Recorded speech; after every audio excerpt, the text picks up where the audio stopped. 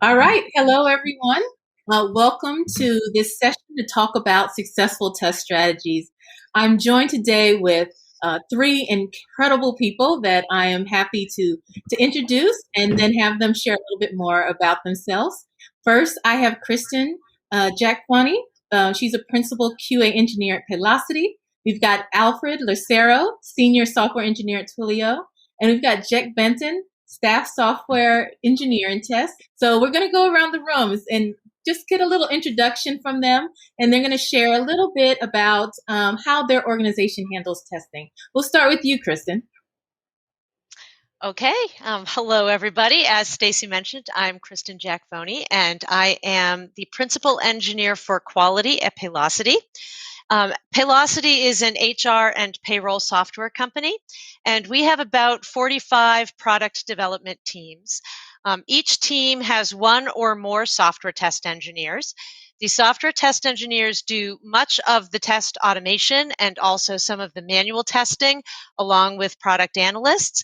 But it's very important to us that software developers are participating in testing as well. So we have our software test engineers are really guiding the developers in thinking about what to test and how to test and when to test. And so they're taking part in the process and helping with the automation. Very, very good. Thank you very much. Now we'll go to Alfred, share a little more. Hey everyone, my name is Alfred Lucero, and I'm a software engineer on the EI front-end team at Twilio, which is a SaaS company that provides a bunch of APIs and tools for developers and marketers to do things like send emails, SMS text messages, phone calls, and automate other forms of communication. My team is under the email platform, which used to be known as SendGrid, and I manage and build the web application that customers use to check out their email data and settings on app.sendgrid.com. And just a little bit of background about myself. In relation to testing, I've written some blog posts related to end-to-end testing with Cypress and helped to lead the migration and adoption of Cypress in SendGrid a couple of years ago and expanded our organization in the paid Cypress dashboard service to include more Twilio consoles teams as of late. In relation to development and testing across Twilio, we have full stack teams and more front-end focused teams like the one that I'm in, who are in charge collectively of adding the unit integration, end-to-end tests, visual regression tests. So each of the development teams are empowered to write tests for their own web application. And it's not solely on one person. So it's a collective effort for writing tests. And we do have some developers who have more of a QA or test background, but it's not required throughout all the developers. Everyone's kind of just learning and building off of each other. And it helps to have those who do have those backgrounds to provide some guidance when it comes to writing tests. Great. Thanks, Alfred. And now over to you, Jeff. My name is Jeff Benton. I'm a staff software engineer and test with RxSaver project. We recently got acquired by GoodRx, so we have we're part of that organization. Our philosophy at RxSaver is that everyone owns quality and testing. The way that we are organized is we do have software developers or software engineers and tests, which are part of the team. But all engineers, everyone participates and contributes to the testing. Sets are really more of seen as ambassadors of test and quality to the team, helping to keep testing in front of them and also participating in just the test-related projects, as well as all the things that the team is doing as well. And that's how we're set up. Great. Thank you. I'd like to go a little bit into tools. Alfred, thank you. You kind of started, and maybe I'll go back to you to kind of finish up. But what are some of the tools that, testing tools that your team uses and languages? And how did your team decide on those? Yeah, so for most of the web applications across Twilio, we use JavaScript and or TypeScript, especially TypeScript because it provides a lot of the static type checking for our web application. So we could be certain if the build succeeds, at least it passes a lot of the initial checks for the types that are involved. And it also helps to just be aligned on one language for building out the web and writing your tests. Because in the past, we've had some issues where we had to context switch between using Ruby for end-to-end tests and using JavaScript or TypeScript for writing the rest of the web application, and it just turned out to be a little bit of a mess. And in relation to that, we build our web application with React and TypeScript. So we do use tools like Jest and Enzyme or Jest and React testing library for unit and integration tests. So more teams are actually transitioning to using React testing library, more so just because of the style of test that you'd be writing, where you wouldn't be focusing too much on the lower level details. And you're just focusing on more on how the application is being used. And for end-to-end browser automation tests, we use Cypress. So this is one that we had to really convince stakeholders like product and engineering managers that this tool could provide value and it could improve upon the existing end-to-end testing solutions that we had. We used to have a Ruby in-house custom solution with Selenium, and also tried out WebDriver IO as an alternative to that. But both solutions weren't working out too well with us. So we ended up searching up and looking up Cypress and doing a proof of concept with that and building out a subset or converting a subset of the prior WebDriver IO tests to Cypress tests and see how they fare against one another, and gathered metrics related to the test runtime, the overall passing rate, what's the overall developer experience, what are the features provided in Cypress compared to the other solutions, like the paid dashboard service, the screenshots, the videos, and we're able to definitively show the management that Cypress was a good solution. So we were able to adopt it as one of the first teams and then bring other teams on board into the organization that we had with the Cypress dashboard service. So that's kind of like how we got started with Cypress. We also use a tool called Storybook. So this is more for just component development.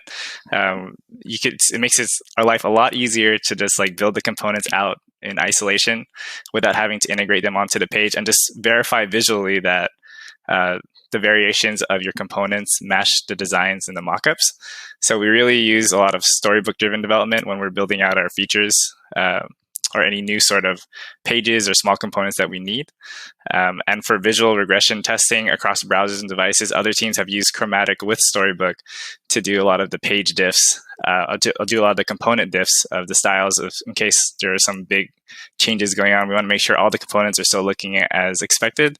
And we also, other teams have used Applet tools for page diffs as well for visual regression testing, just to make sure that everything is still looking good if you update your style guide or update your component libraries version.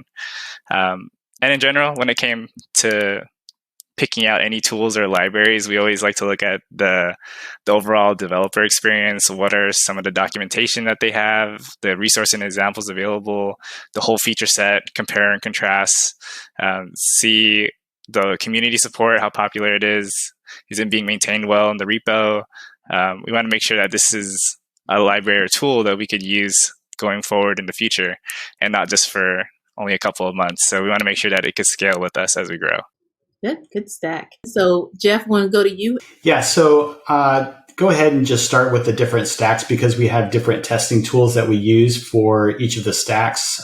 We've got a web stack, we have kind of a back-end feeds, jobs, API stack, and then we have an Android application and an iOS application. For the web, where it's JavaScript, React, Next.js.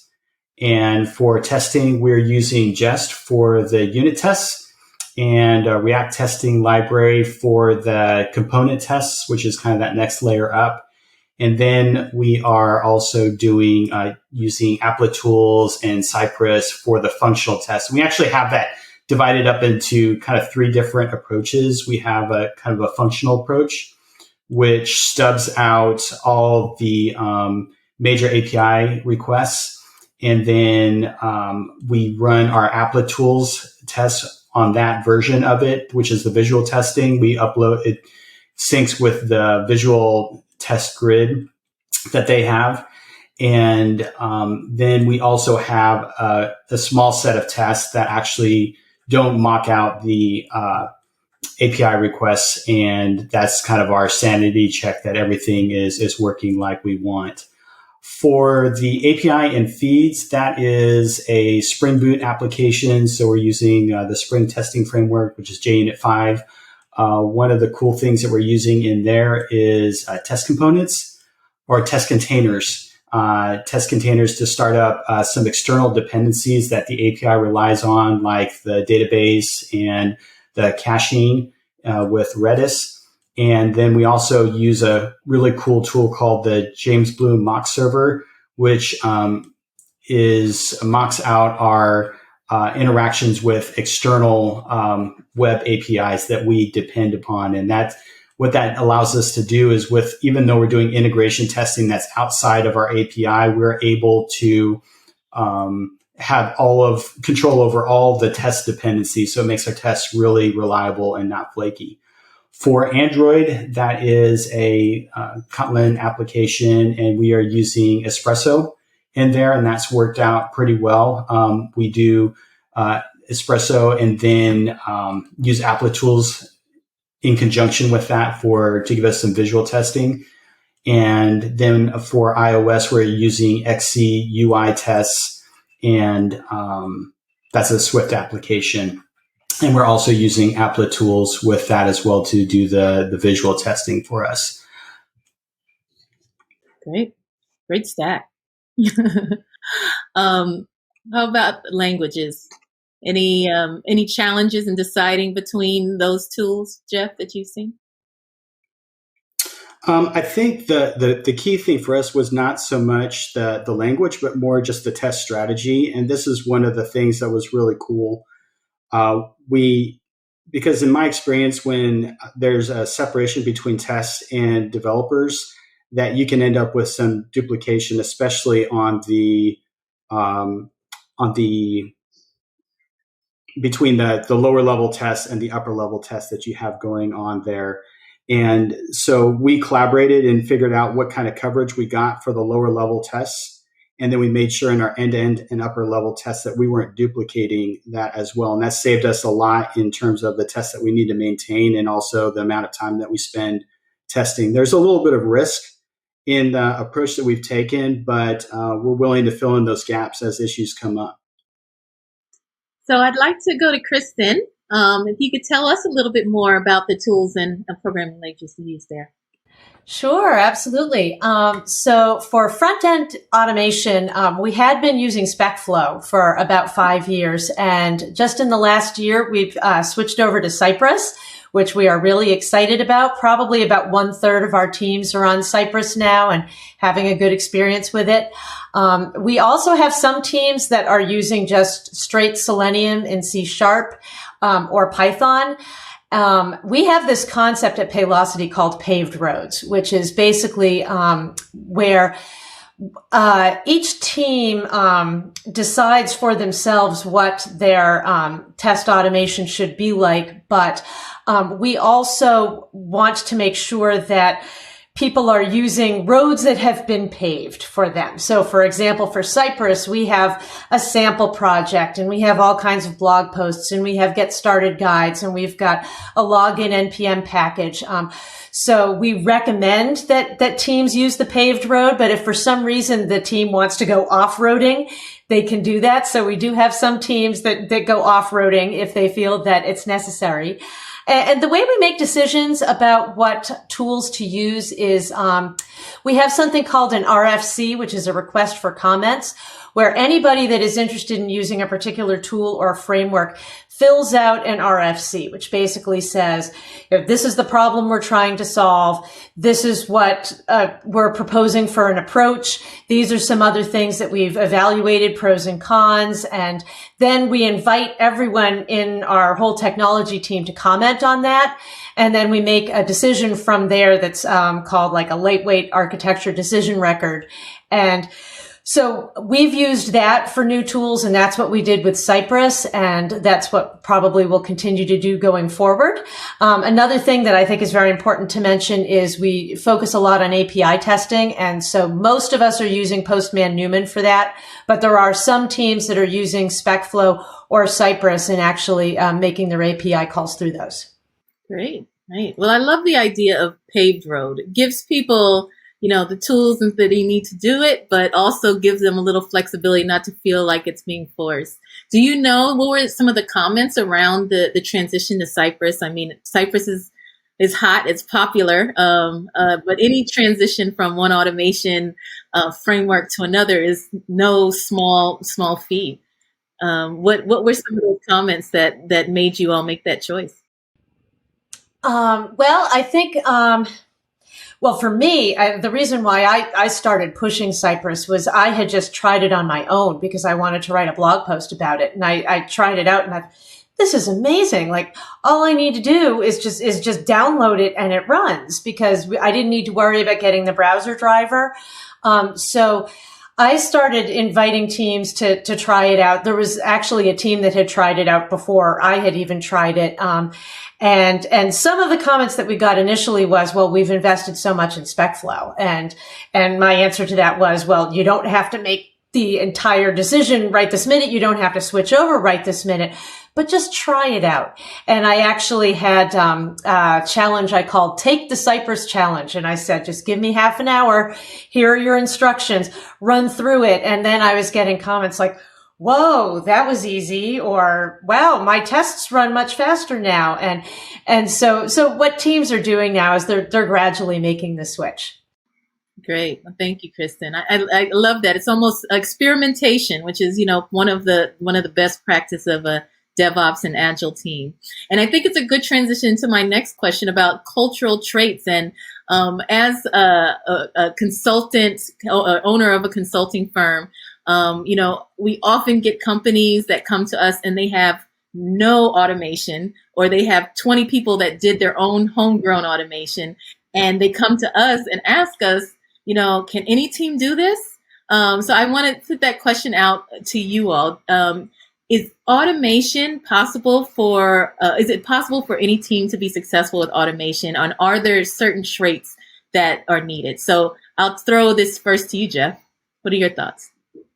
I think you need to have strong engineering management support and also support from product, because test development takes time and that needs to be incorporated into your estimates for getting work done, and then also maintaining it as well once you have it.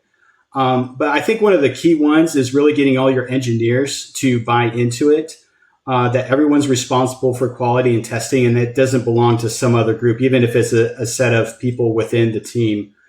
Something else that I think also helps an organization is if you're willing to take some risks. If you're trying to automate everything, then you end up with a lot of tests. You have a tendency towards some brittleness, and then also it takes them longer to run and then more time to maintain. So finding that right balance between getting the confidence to be able to release and your tests are covering you the way that you need, versus we can't ever have anything ever bad happen in production, because then you're just really fighting an uphill battle. And the good news is, I think that even if you don't have these items in place, you can start working towards them. As we all know, that cultural change really takes time and it's worth the effort, but you've got to be willing to evangelize, talk to people, do examples. I love what Kristin was sharing about, hey, take the Cypress challenge. That's just so fantastic. Yeah. Oh, great. And it sounds like you have that culture, as you were sharing about, the teams both kind of agreeing to use the same technology. Alfred, how about you? Yeah, I think I was echoing a lot from Kristin's story. We actually did something really similar with WebDriver IO and our prior custom solution, where we had to do a lot of the research and experimentation up front before moving on to Cypress, and convincing stakeholders, like how Jeff mentioned, where we had to convince product, we had to convince engineering managers that this is a good tool to use with certain trade-offs in mind, but it would be there to help ensure a level of quality that we didn't have before with our web applications and with our prior testing solution.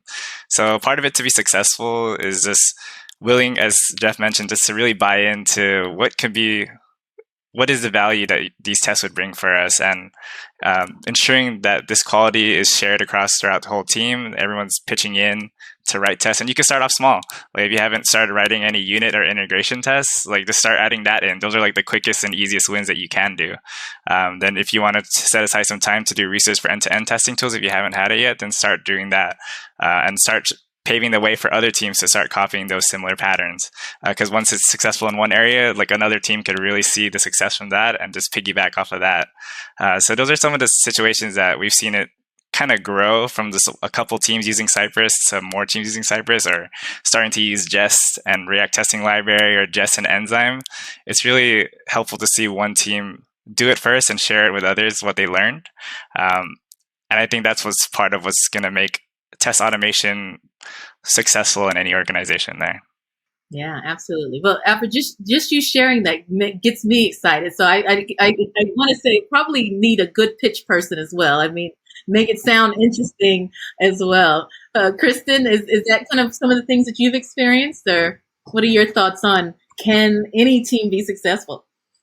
I do think that any team can be successful, and I definitely echo a lot of the sentiments that Alfred and Jeff had. I would say that the two biggest things are everyone needs to understand that the whole team needs to contribute to the decision making about what test framework to use, and also the implementation. That it can't just be one person, okay, pick your tool and go off and do it by yourself. It's got to be the whole team who gets involved. And everyone needs to understand that test code should be treated with the same level of care as production code.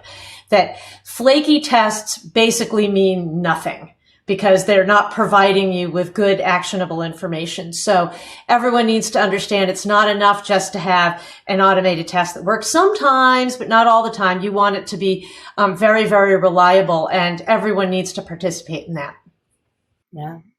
Well, I think it's so important. I mean, even as you mentioned flaky tests, I've experienced where a lot of the flakiness was on the development side, that you couldn't really get the good results. And so, the teams that work close together were able to say, oh, okay, if we make these couple code changes, then we can really get some valuable results. So yeah, thank you, Kristin. Well, I want to turn a little to some other non-functional testing. I heard you all talk through your stack. Are you doing testing of other areas like accessibility, security, performance? And who is responsible within your organization for it? So yeah, for security testing, we've trained all of our testers and developers in how to do security testing, and so that's really helpful because teams can do some of their own pen testing. But we also have a dedicated pen testing team as well, who sets up automated scans, and then they also do some of their own pen testing, at a deeper level. And then for performance testing, we have a dedicated performance testing team, but we're working right now on trying to really do some of that same empowerment with teams so that they can really write their own tests and run their own performance tests at a sort of a low level, not really stressing out the application and taking it down, but just getting some good information about what the response times are. And then finally for accessibility testing, we've got a small team right now that is just volunteering to work with our UX people on what kinds of automated accessibility testing we can run, what kinds of manual testing we can run, and then trying to educate teams about what they can do, just on their own product. So we're pretty excited about that. Wonderful. That's great. And does that actually fit into the test cycle? It sounds like they're kind of out of, could they kind of work separately, or have you been able, or has the company been able to figure out how to get that to work within a sprint or in with testing iteration? Security testing has definitely been integrated into the test cycle. And as a matter of fact, oftentimes on a work item, like a JIRA item, there will be a little checkbox that said, did you do your security testing? So that's definitely integrated in.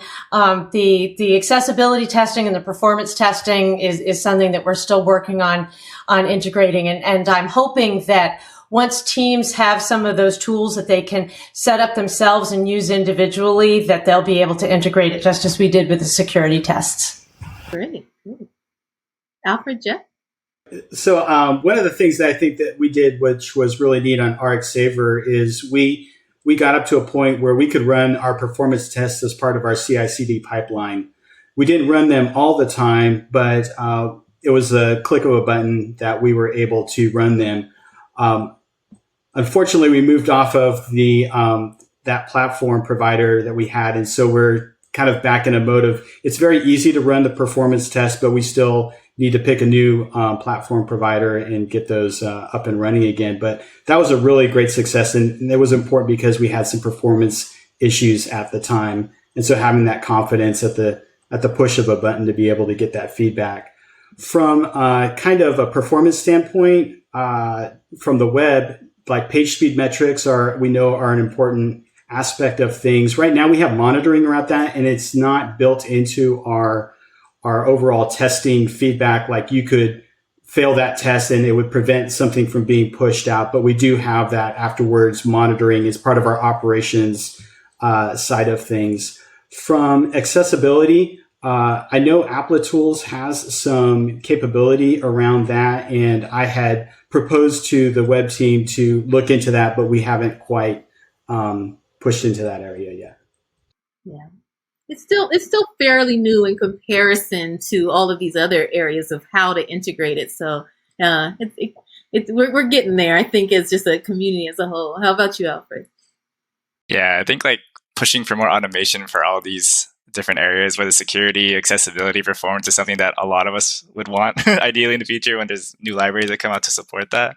But just to cover each of the boxes, for security testing, we do have like a product security team who reaches out to all the backend services and web apps to make sure everything is up to a certain standard with security. So from there, recently we had to add security headers to our CloudFront application. So we had to really make sure that was up to standard. We do have like some automated SNCC scanners for like dependency upgrades too for our web applications, just to make sure we're always up to date. And as far as security is concerned, a lot of our developers pretty much know a lot of the basic web vulnerabilities, what is like XSS to like look out for, and making sure we're always input validating. So we usually catch that in code review, but we would really love more tools around that to sort of automate in our usual CI/CD flow. In terms of accessibility, we use like the Storybook accessibility add-on, which gives you a lot of like kind of hints of what things could be improved on, whether it's like the semantic HTML part that you need to use actually a button element for a button, or, you know, using the right sort of semantic meaning HTML elements for that. And for accessibility, our champions for that are like our Pace design system team. So we have a component library that's shared across all of Twilio, and they're really great at making sure all of our components are accessible from the very small basic component level. So like for each of our buttons, for each of our inputs, they've been kind of our champions for accessibility and giving us guidance on that across all of our front-end teams. And for performance testing, it's pretty much up to like a lot of our teams. Each of the teams are responsible for managing that as well for their performance, whether they run every now and then like lighthouse audits of like accessibility and performance for their web applications, or they run the profiler in the Chrome Dev Tools for the performance. It would be nice to have something like how Jeff mentioned, where, you know, it really monitors performance in your CI/CD pipeline. But just general guidance stuff for performance testing, we make sure to send as minimal amount of bytes over the wire. We want to send less JavaScript over the wire to consumers, just so that it will be a much faster page load, a much faster page load time and render time, and we can monitor those with the third-party applications, whether it's like New Relic, Datadog, Sentry. A lot of our applications have those already included, so that we can just log into there and check how fast our pages are doing, which ones are slow. But yeah, still much room for improvement. I'd really love to see more integrated in our actual deployment flows, maybe something that could give more visible warnings or more sort of, I guess, errors along the way before we deploy to each environment. Yeah, it's really great, though. I think you guys have done a lot, and there's always more we can do, right, in terms of technology. But it's really good. One of the things I've always tried to tell this kind of maybe the smaller mid-sized companies that are just getting started is, you know, as long as you have something, you have at least a foundation to build on, even if it's a security test or accessibility and performance. It's something, and if you can do it often, then you can learn from it and continue to build. So thank you all for sharing. We're talking a little bit about the CI, when Jeff mentioned. I'd want to ask, how do tests play a role? It sounds like most companies now have continuous integration and deployment. How do the tests within your organization play into that? And, you know, is there anything that you'd want the audience that's listening to be mindful of? Because as they build this out and integrate, like what are some best practices or tips you may share? Let's see. We'll start with you, Kristin. Oh, okay. We are... We are not quite at CI/CD yet, but one thing that we have been working on is something we're calling hands-free deployments, and some teams have achieved that. And so basically that idea is, you're ready to release, you've put in a change control, the change control has been accepted, and then you begin the release. And then from the moment that it starts, and it actually starts in an automated fashion, each successive environment that we deploy to, it deploys, runs the tests. If those are successful, it deploys again, runs the tests. So we're kind of halfway to CI/CD.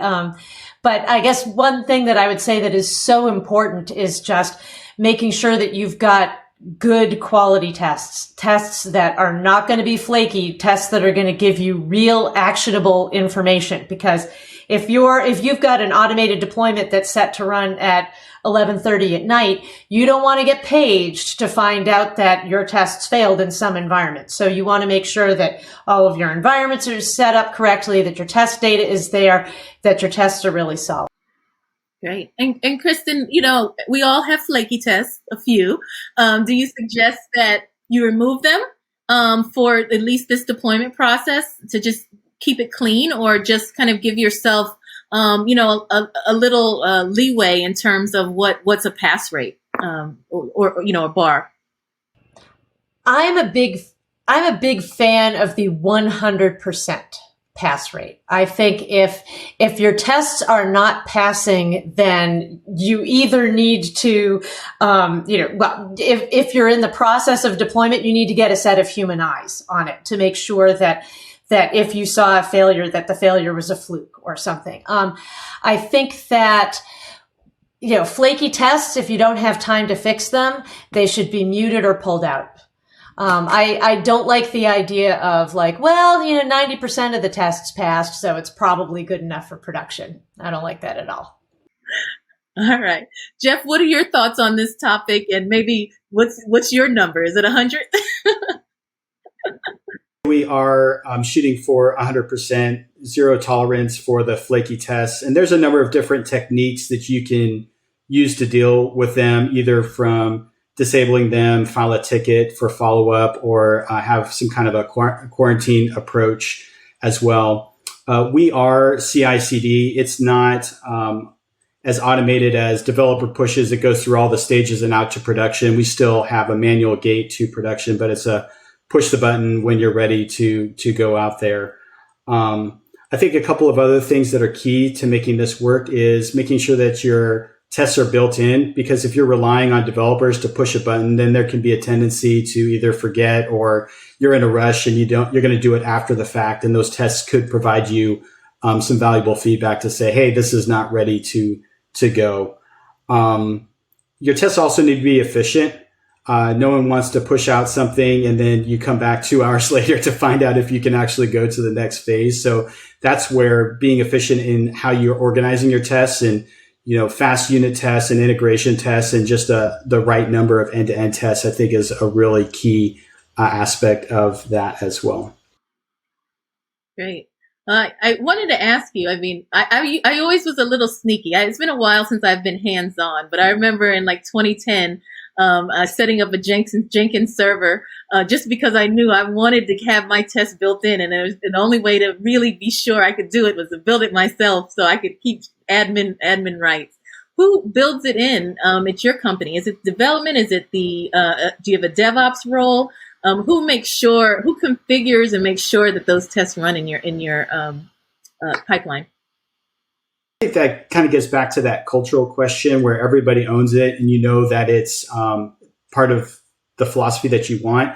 Having test engineers around, or software developers and tests, that's one of your jobs, right? To make sure that it's there, to propose that it's there, and to be able to do that work. So that's the value in that role, and that's how we've handled it. So if it's not getting done, I've got the ability to go in. We use GitLab currently, and that's been a fantastic environment. They have a lot of good hooks for deploying and testing and getting that feedback. That's very valuable.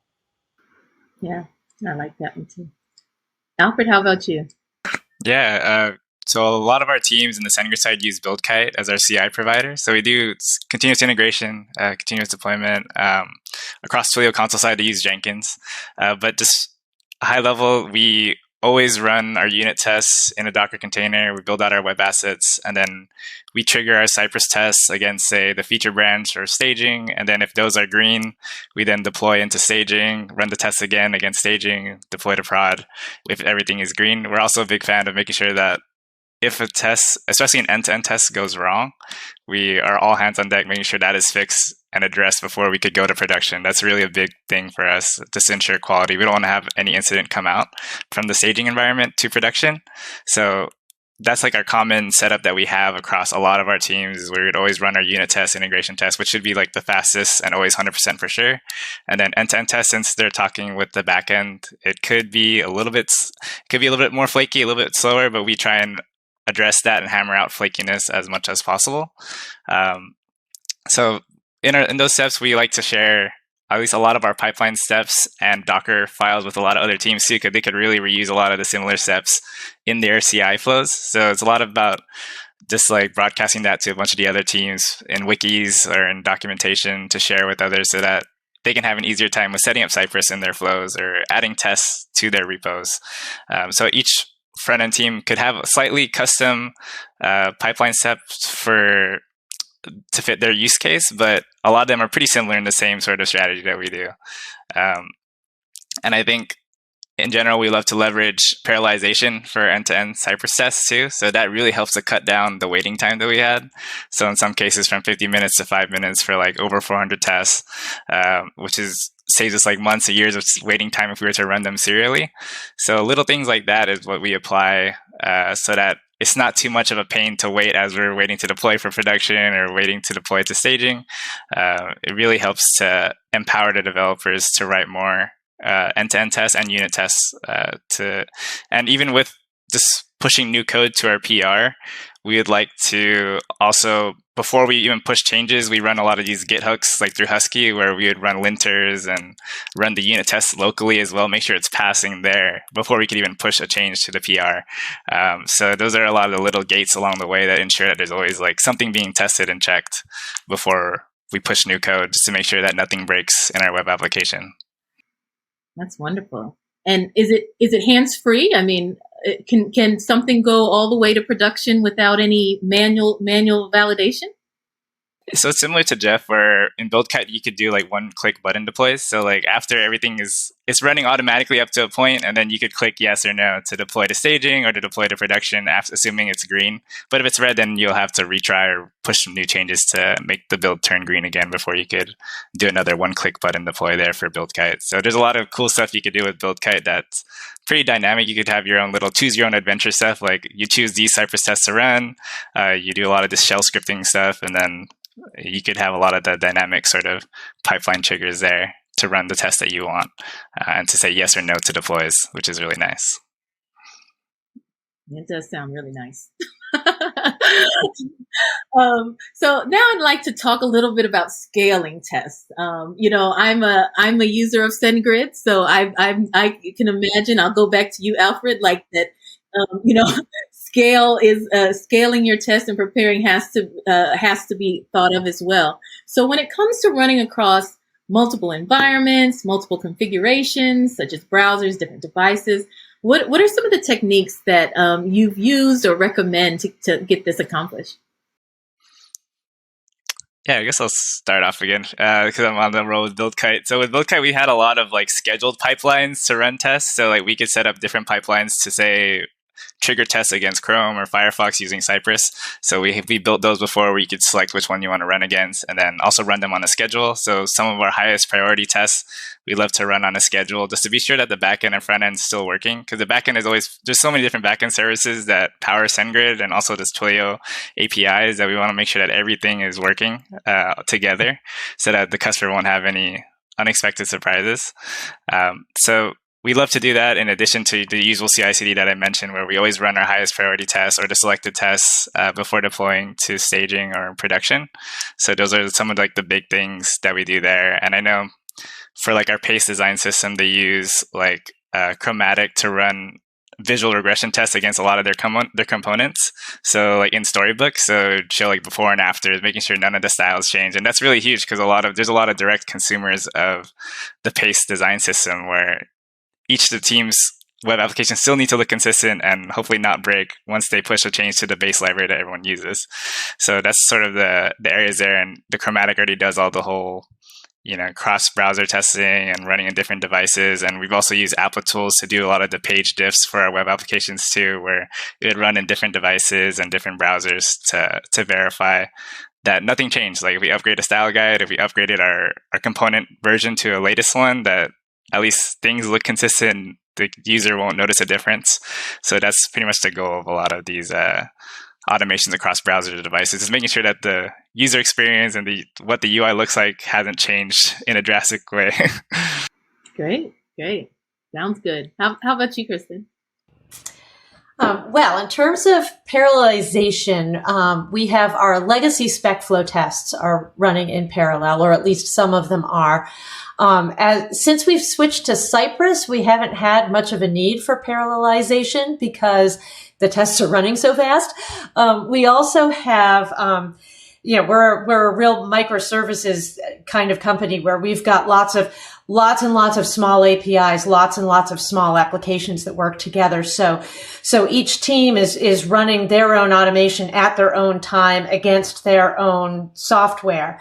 And we really encourage teams to focus on testing as much as they possibly can in the API, because that's just so much faster. So, because they're limiting the number of the UI tests that they need to run, that I think makes us get information more quickly as well. Yeah, great. And have you, in terms of like devices, and I always want to know, like, is everything done with virtually now, or does anyone still, I'm old school. Does anyone still have devices in hand anymore, plugged in somewhere? Is everything in the cloud? At the moment, for our mobile application, we are using real device testing that exists in our home office that all of us can connect to remotely, but it's, so it's like we're looking at a screen, but it is connecting to a real device. And so that's been really great. There's been a little emulator testing, but not too much. And then in terms of browser testing, it really depends on the team, how much they feel that they need to have that multi-browser support.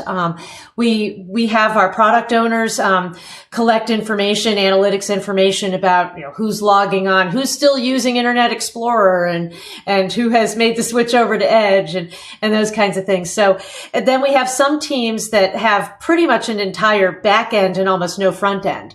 So their testing would look very different. Great. What's Internet Explorer? Just joking. All right, Jeff, how about you? Yeah, this was a interesting journey for me, especially on the website because we were using Nightwatch before we switched over to Cypress, and it was really the developers that proposed switching over to it. And I was skeptical because I was still coming from hey, you need to run it in this particular browser to see if it's going to work or not. But I had a really good conversation with a principal UI engineer on the team, and we talked about when you're running a Jest test or when you're running tests with a React testing library, what's actually going on and what's that environment. And because of the JS DOM stuff that's going on down there, you can have a lot of confidence now that if it's running in that test environment, that is going to run in the different browsers. And then what we use to give us that browser confidence is we're using the Applitools visual testing grid. And when we run our test, we actually run it in a mobile display size, and because that's what the majority of our users are on. And then it gets pushed up to the visual grid, and that's where we get the different views. And it was nice that they added some Internet Windows support and some Safari support as well. So that just gives us that extra level of confidence. And we were willing to go with that and say, hey, if this is giving us the confidence we need, then we're just going to stick with it, rather than saying, no, we need something that's running in each of these different types of browser environments. On our app side, we do use we're using Espresso and XCUI tests, which run within those environments and are developed by by the Android. That's part of the Android development system and also part of the Mac stuff. we are using applet tools for that as well. And that's giving us the visual confidence. And then we do use Kobatron to do some extra checking. And then that we do have some actual physical devices there where we'll run through a very light regression.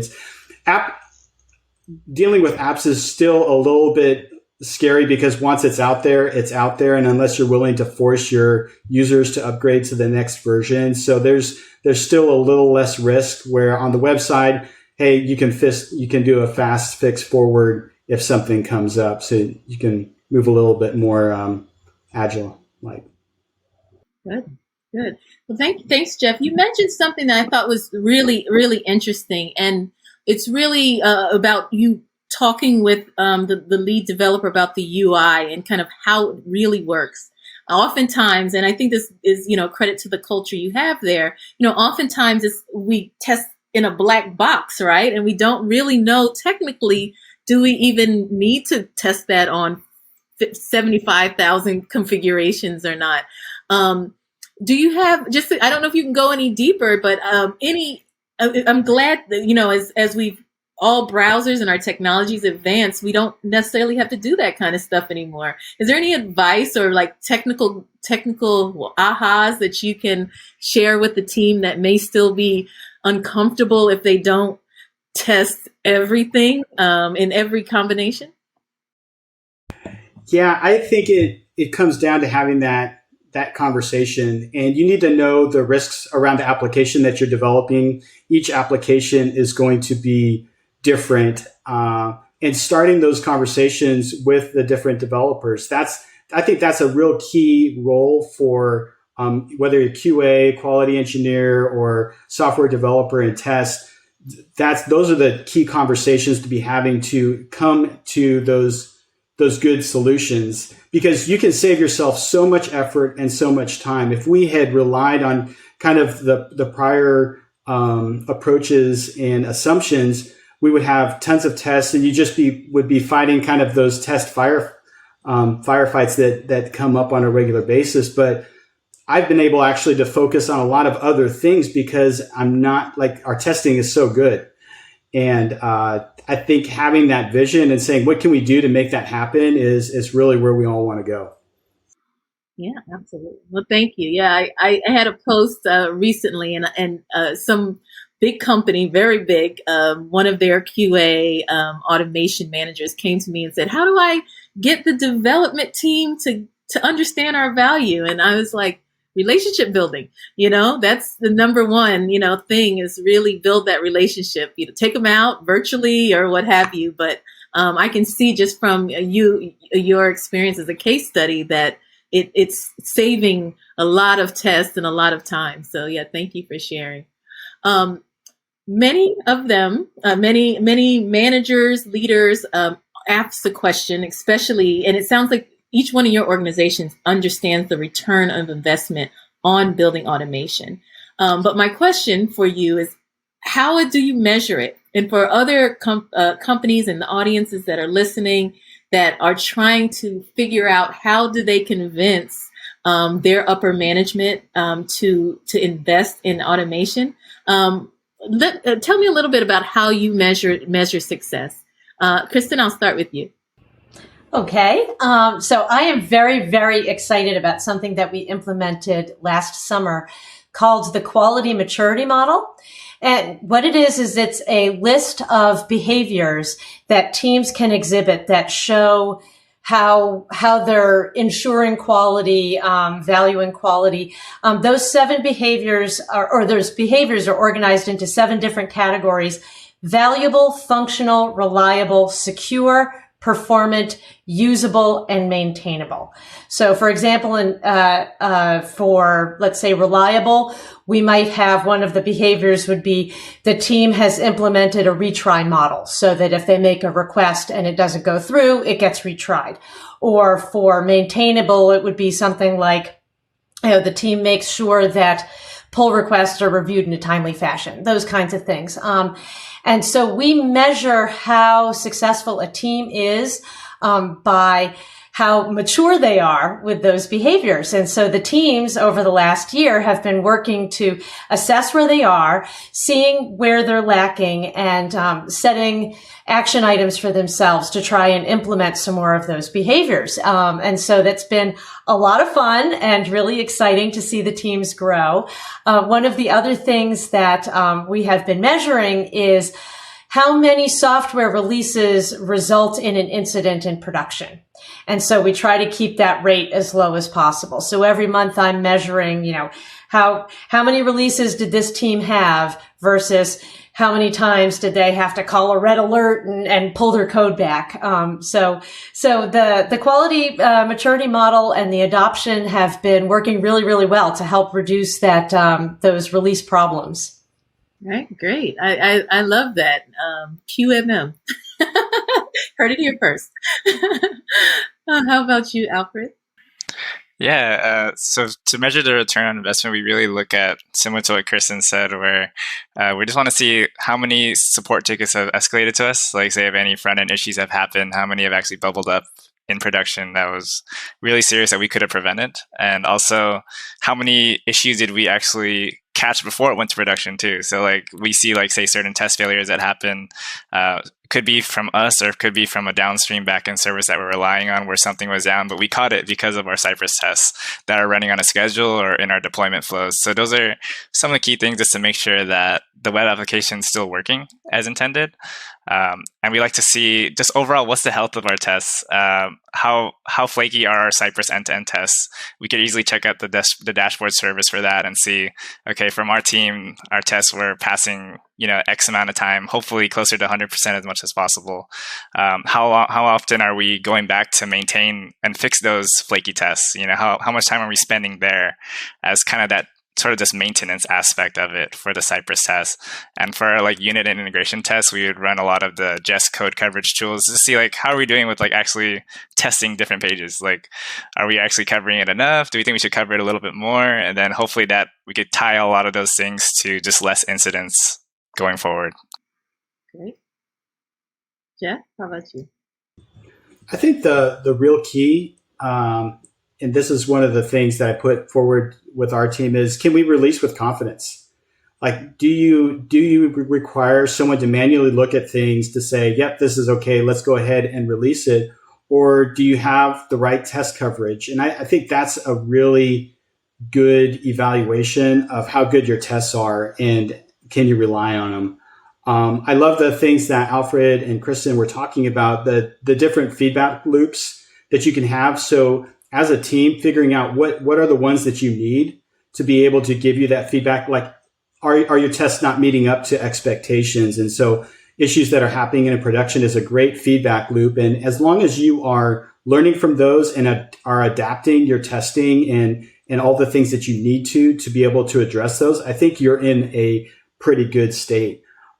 We had some work that we did a while ago on this project test health. What does it mean to your team to be healthy, for your project to be healthy? What are the best practices that you want to see in place? You list those out, and then you start to say, okay, how do we go from this theory to actual implementation? And as a team, if you're having those discussions and you're picking off the high priority items, again, you're moving your team in a really good direction. Yeah, absolutely. Well, I love all three of your answers and how they focused on the quality of how we build products and what's the end result. I was expecting some of you guys to maybe say, we get things out twice as fast, or we, didn't need as much headcount, but it sounds like that hasn't been something that you needed to. I mean, I think it's implicit. Automation is faster, but it doesn't seem like it's something that is kind of like an immediate metric that you have to kind of track, right? Or jump in if you have any in those areas. Okay. I think you have some good numbers on when moving to Cypress, so that would be a good one to show before and after. So, well, we're coming to the end of the hour. I wanted to thank you all for your time, and I wanted to just go around and see if there's any parting advice that you have. All three of you have mature systems and incredibly great background and experience.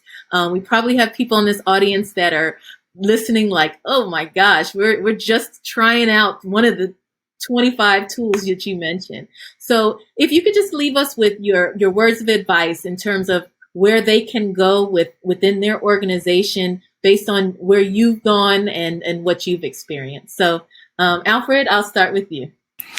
Yeah, I think like a big one is just to start testing. So if you haven't started testing, start trying to research the different libraries we mentioned. Start trying to integrate it into your flows, whether it's like before you push code or in your CI/CD flow if you have one. So there's a lot of different things that you could already just get started. So that's a big hurdle, just getting started, and slowly you'll start to adopt across the whole organization. And I think just if we go just across the different testing formats, like an end-to-end testing, maintaining and like making sure that your end-to-end tests are not flaky is really huge. So always try and keep your resources separate as possible. When it's run in parallel, the order shouldn't matter for your tests.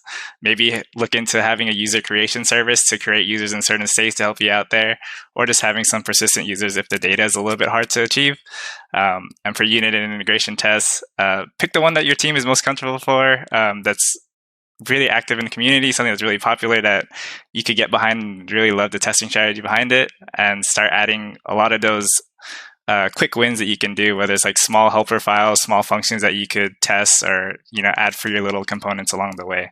So I think that's just some of the big takeaways from my end for just try and start building quality today. Just do it. Thank you, Alfred. Jeff, how about you? I think having that test strategy conversation with your team, this doesn't have to stretch across the whole engineering organization. Just on the project that you're working on, what does it take in order to be able to push that code out with confidence? What are the tests that you need to have, and at what levels are you testing? I'd also advocate try and push your testing down.